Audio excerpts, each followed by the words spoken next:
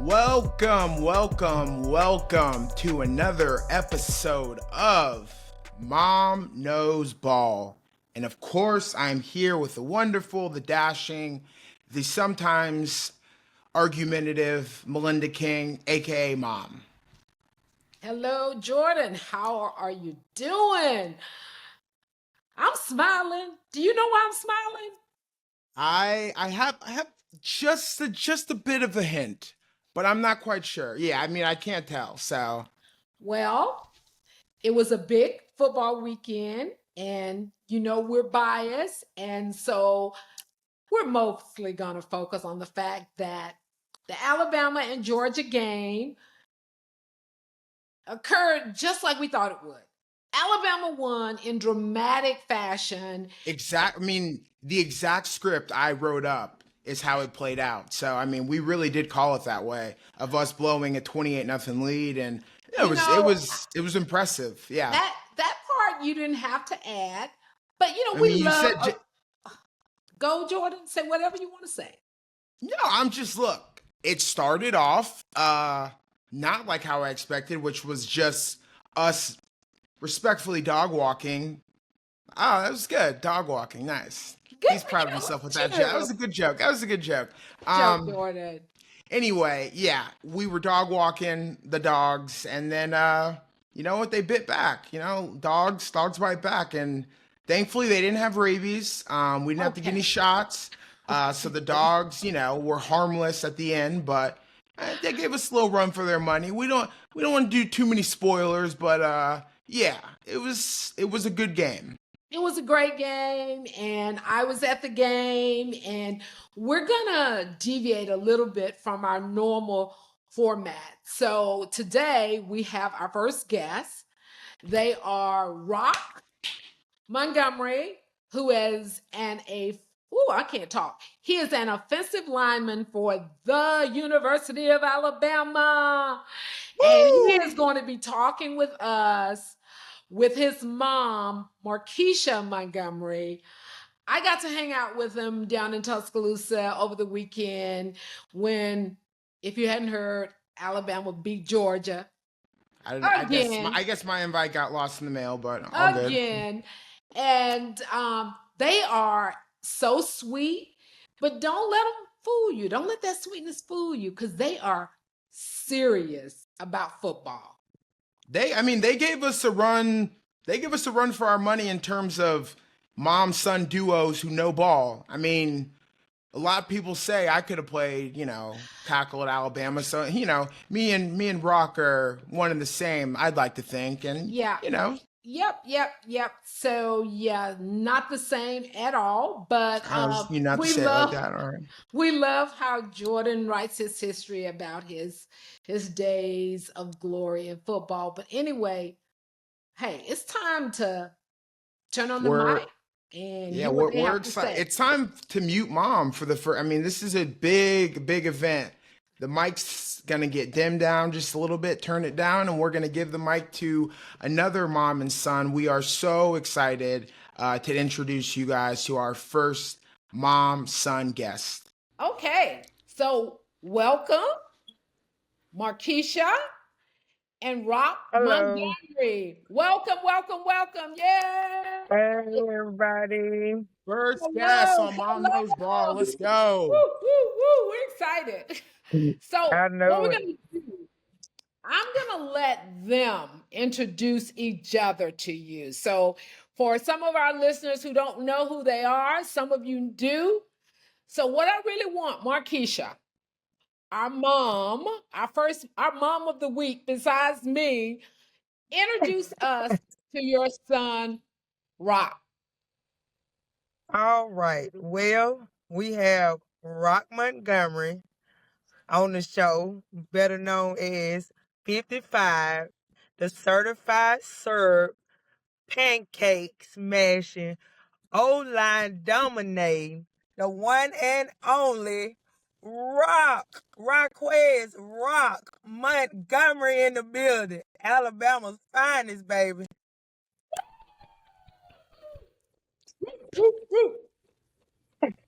Okay. Future future Jacksonville Jaguar. I can't wait to root for you. So I know you'll be crushing in the league one day. So Okay, Rock. Now your mama set up, pretty high standard. tough act to follow. It's a tough act to follow. How you gonna introduce your mom to us? All right, man. So we got my mama, my pride and joy, my first love, my baby, my everything, first lady, everything under the sun. We got my mama, Markesha, Renee, Big Red, Montgomery, feel me, in the building. My twin, my heart and pride, my soul, my everything, my mama, man. Like, my best friend, everything. Like I said, under the sun, that's my dog. Feel me? When you see her, you see me. That's my twin. Twin. Everybody say hey to my mama, Markesha. Markesha. Oh my God. Hey, That's mom, so mom. sweet. I've decided we're gonna cancel the podcast and just give it to them. They just out mom and sunned us. That was amazing. You guys, yeah, that was incredible. So, Oh my God. just yeah. So that's so sweet. And y'all do, Yeah. people say Jordan and I look alike, but we got to hang out for our listeners. We got to hang out a little bit in Tuscaloosa this weekend. And it's like, I looked at those faces and I was like, oh my God, they have the same face. It was just too cute. Too cute. We Okay, get that all the time. oh yeah, absolutely. It really, y'all are twins. Yeah. So Jordan, I know, of course I had some questions, but Jordan, you wanted to do your little fanning out. So let's fan out. I mean, look, I wasn't at the game. I know all y'all were. I wasn't. I was watching at home. So I just, point and blank, like, how was that? Had you experienced a game like that before? Being on the sideline, seeing it go down the way it did. I'm sure emotional highs and lows, and then for it to end the way it did. Was that for you like a new experience, or had you, been in a game like that maybe in high school? It was the most live game I ever been a part of, honestly. Like, of course, college is the biggest stage from high school, especially coming from my high school, because my high school way smaller. 4A school, 4A ain't too big, probably like my graduating class, probably like 200, 300 kids at the most. Like, and then coming to the University of Alabama, being able to play in the game, like, that's like, it's college game day. Like, it's usually 100,000 fans in the stands, but I could probably guess that it was more because, like, it was college game day, big game, real big environment. It was loud. That's the loudest I think the stadium has ever been, like, ever. Like, I just feel like the vibes was there. It was some high emotions because, like, if you know me, like, I used to be committed to Georgia, and then I had flipped to Alabama. So it was a real high emotions. I knew a lot of guys in the 23 class that was on the other sideline. I talked to them after the game. It was all love, but yeah, it was definitely some high emotions during the game.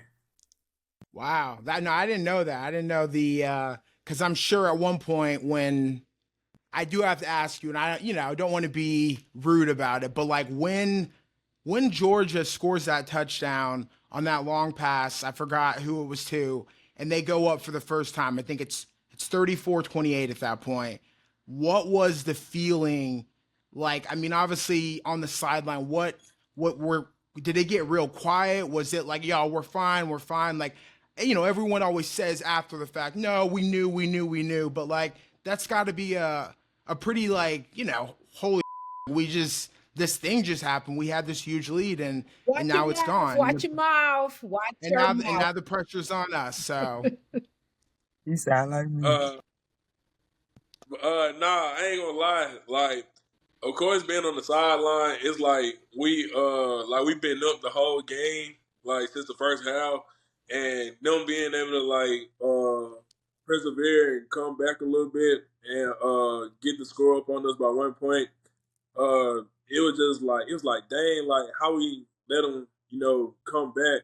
But then, like our coach always tells us, like Coach DeBoer always tells us, and like he instills it in the rest of our coaches too. They always be like, go 1-0.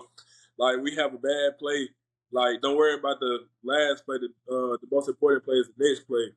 So we didn't let that get us down or whatever. And then my boy Ryan, he pulled in like real clutch. Talking about real clutch. Crazy. Woo. Like, so yeah, so when he scored, like I ran in the end zone, like I threw him up in the air. I'm breathing life into him. I'm telling him like, bro, like you like that, like you that guy. And seeing like a generational talent like Ryan, it's just like something amazing to see. Cause like I won in high school, but it's not like I've always just been like a winner. Like you know what I'm saying. So like being in Alabama, like how last year, like I won my first championship. That was against Georgia. Uh, like that was a lot of emotion right there. Then this game, we lost at home last year to like Texas, and like this was another big game right here, and we was just like we couldn't lose at home. So everybody banded together, stuck with each other, and then we ended up pulling it through. No, and it's got to reconfirm your decision to flip because now you're 2-0, against Georgia. So, you made the right call, clearly. It's where winners go, Tuscaloosa. So, Down. So Markesha, you and I are in the stands during this game. That game, it was a roller coaster of emotion. It was. When it was over, did you feel like you had played some football on Saturday? Baby, when that game was over, I'll never forget walking back to Mel Moore. I just teared up. I ain't gonna lie, I just teared up because I'm like, man, this was so amazing. It was amazing to be able to witness that. You know what I'm saying? And what's so crazy about it is, and it's not crazy, just the night before, because we came in Friday night, me and my son, and we stayed at Rock Spot. So Okay. something just, I just started praying.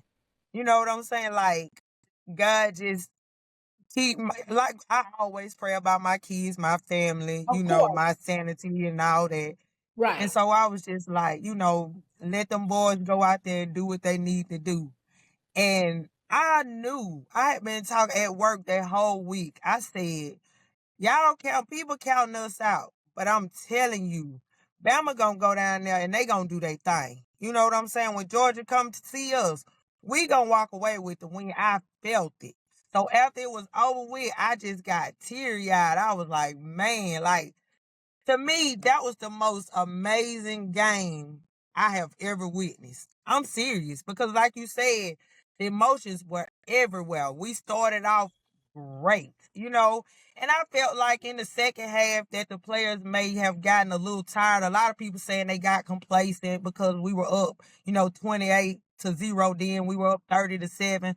But I don't think that it was just that they got complacent. I feel like they ran out there like out the gate. You know what I'm saying? Like they ran hard at first, and then towards the end, they kind of like slack bag of people. A lot of people saying that they played more conservative in the second half, but I just feel like they had given a lot in the first half. You know what I'm saying? They So were yes, tired.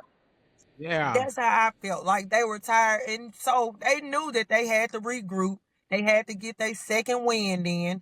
And when they did, it was over. We sat with a couple Georgia fans up there. We talked our stuff. At first, they were like real silent. Like, are you serious? They got us up 37. They beating our tail. So then when it got close, it was 34. When they upped us, and they got 34 and we had 33. They were like breathing a relief, a sigh. They were like relieved. And I'm like, y'all might as well just be quiet again because I'm telling you, y'all not leaving here with the W. Like, you're not leaving here with the win. When I tell you, I bet I beat my daddy up the whole game. Every touchdown we got, I was grabbing him, punching him, shaking him. Man, he was like, this girl don't leave me alone. I was so excited. Like, the next day, when we got home that night, Rock called me. I was in the other bedroom and he was in his room. And I answered the phone. Like, Mom, what's wrong with you? I said, boy, I don't have no voice. I couldn't even talk. Like, I'm screaming like I'm still at a high school game. Like, he could hear me. I was going crazy. Do you hear me? I mean, crazy. Like, I was ready to come back to work today just to see what everybody had to say. See what folks had to I say. was. And you know what? And Yes. so I felt the same way you felt. Like I was talking to a friend of mine today, and he said, if I had been betting on that game, I don't think I would have bet on Alabama. I was like, no, I didn't have that. Right. Yeah. First of all, y'all coming to our house, right? You coming into our Mm-hmm. house. You got the Alabama standard, and I'm sorry, player for player, we got a better team. I'm sorry. We do. I love Mhm. Kirby, Me but too. And yeah, Kirby gets stage fright when he uh, sees us. uh, Like Kirby's the big dog up until he sees the tide, until he and comes then to his tail Alabama. goes between his Oh, legs. wait. Yeah. Can I please say this? Okay. Because so many people told me that they was nervous about us playing Georgia. Yep. I'm gonna say this. I don't care what team, SEC team. I don't care if anybody from Georgia see this or hear this. Everybody let them 2 national championships that they got Go to their scare head. them. Yeah. It Went to their scares them. head. Yeah. It went to their Two, head. It went to their two. head. Like Another Hey, thing, that's they let cute them too. and then they I let them want to 2 add national in too. championships scare them. Yeah, but I want to add in too. I feel like a lot of people thought we were gonna lose because of Coach DeBoer being his first time in SEC. That man a Yes, dog. Do you yes. hear Oh, he me? showed. Man, Yeah, he showed. Hey, I'm what? not just. Yeah. I know. Man, You know what? I don't love. sleep on You know Coach what? DeBoer, man. Don't sleep on him. You know Don't what? sleep I on think him. we don't. I think the four of us. We may have to I'm not. I will say I might have taken a slight nap on him when he first Right. got Don't hired. do I it, was a little Jordan. Don't you concerned. do that no But more. you know what? I woke up. I was like, I like this Good. guy. He's a little, a little more Yep. even keel. But he showed that he got that dog in him, and he Yep. came to play, and that to be able to come back in that situation Now he again. Kirby. That's Yes. Kirby's stepdaddy. Coach Yeah. Saban been Kirby daddy all these years. That's I love it. that's I Kirby's love stepdaddy. it. Oh my God, That's his he's a stepdaddy. stepdaddy. Oh, Kirby. When you see he's a Coach daddy. DeBoer, tell your This is the kind of stepdaddy, trash hey, talk I love. I love this. Rock is like, oh my Man, God. Oh my God. Just that- okay. look, hey, Let me ask the question because we're talking about the changing of the guard. So Rock, I just have to ask the question. Okay, again, Jordan and I both, when we heard Coach Saban was retiring, we were like, oh my goodness, oh my goodness. And we were at that last game. We were both at the game, Yeah. in the Rose Bowl, the Michigan game, and we were like, really? So it took us a minute. We had to, It did. it was a little shock. It just felt very dark that day. It was sunny outside in California, but it just Yeah. felt like it was overcast So when we saw the news. what was your first reaction when you found out that Coach Saban was retiring? uh, my reaction was like my mouth, like when I'm shocked, like my mouth just like drop. Like if you a regular like a normal person, like your mouth gonna drop. Like you gonna be shocked because like it's news like that you don't want to hear or like that you don't expect to hear. Like you don't expect to hear that coming from Saban. So like hearing Saban telling us that he was gonna retire, like in everybody's mind, everybody like what the Yeah. like, you know what I'm saying? And it was just crazy because like I only had 1 year up on the Saban. Like that's who I came to college to play for. You know what I'm saying? That's who I wanted to develop me and like to be a better person on the field and off the field. So it was just kind of crazy to me.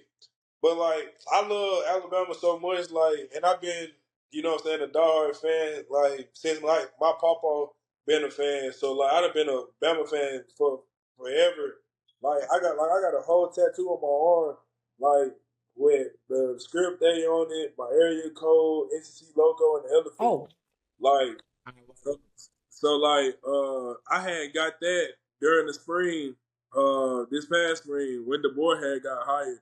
Like we was all my teammates that had stayed, even the ones that had left, like we was wondering like who we gonna get as a coach, like who gonna be the guy to step in and you know what I'm saying, take the football team under his wing and like still actually have a good program. and we was thinking about Kirby Smart. Like that's the first person we thought about, honestly, because like everybody know like that was like the next Saban. So we was thinking about him. Then we was thinking about Dan Lanning, the head coach at Oregon. He used to be at Georgia too with Kirby as the DC. So we was thinking about him. And then the last person that we like thought and expected was Coach DeBoer. Not saying that he was like, oh, the last guy we would like want to be our coach, but like him taking Washington all the way to the national championship, we like, shit, he might be our coach. Yeah. So we just waited patiently, and our athletic director, Greg Byrne, I love him to death. He said, give me 72 hours to find y'all a coach. Like the people who stayed, we gave him 72 hours and he got us a coach. Next thing you know, Coach DeBoer, get off the plane, come to the facility, they call a team meeting. And I was back home. So like I just found out like who my coach gonna be. So I gotta meet him. So like I'm flying down the highway, like trying to get back to Tuscaloosa because like we was on break for like a little second, like our season was over. Oh, that's right. That's right. Like, I got to do my own little scouting report on the new coach. I got to see, what he's about. So you were like, I love that. Yeah. So man, I rushed down there so fast. Like I left everything I had at home. I think, like just to make sure like I could meet him and you know what I'm saying. And I already knew I wasn't going nowhere anyway, even if it wasn't the boy. But like having the boy as my coach made me want to stay even more. Like I tell anybody, like with the new staff that we got, I feel more comfortable to like actually be able to like talk to a coach or like say if I got something going on, like I can tell them my situation and like they can help me out. Like I'm not down in like Coach Saban or his like last style because I love them too.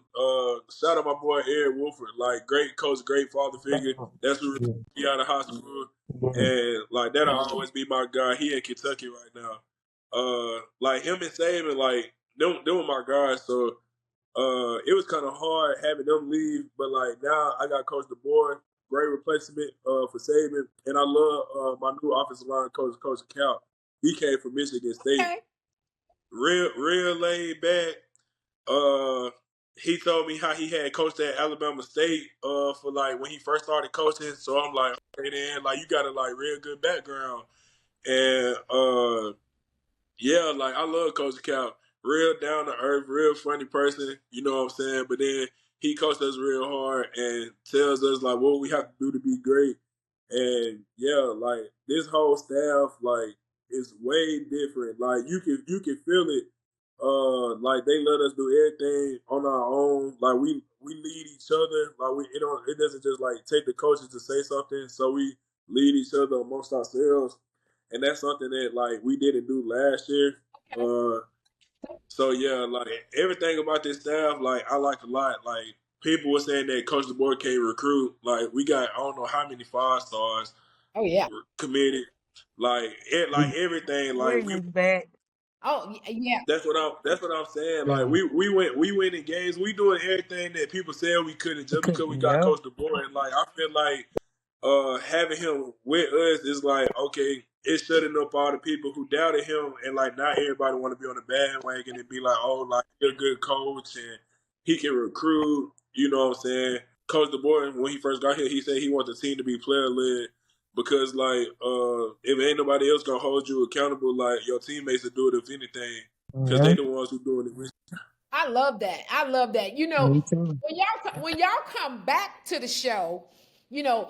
I know we're not supposed to look ahead, but you know, when we're in the college football playoffs, we got to dive deeper into a little bit more of the kind of the background of when you first started playing sports and everything. But Jordan, I do have. It's just funny. It's just because mom was like, oh, we have these questions about their background. I was like, Mom, like that's great, but they just played one of the greatest games in the past decade. I'm only asking about that. I need to know everything that Roq saw. I was just like, and you guys love talking about because I'm still not over it. I mean, it's not just the game itself. it's the play to win the game. You don't see that. Like, I can't think of a play in the past decade that maybe the Trent Richardson run, but like that was an iconic play. Yes. And I think, and he's what? He's like 16, 17. It's 17. crazy. Yeah. Yes. Seven. Yes.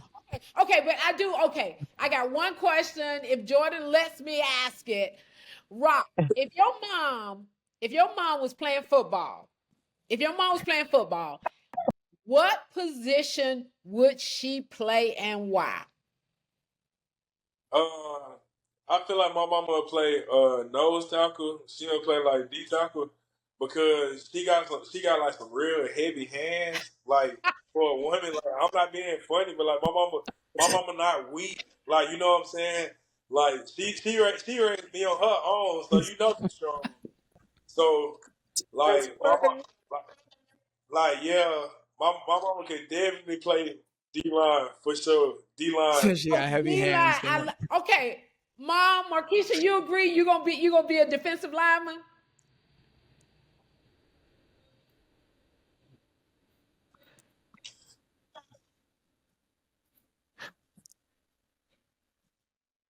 Oh, QB.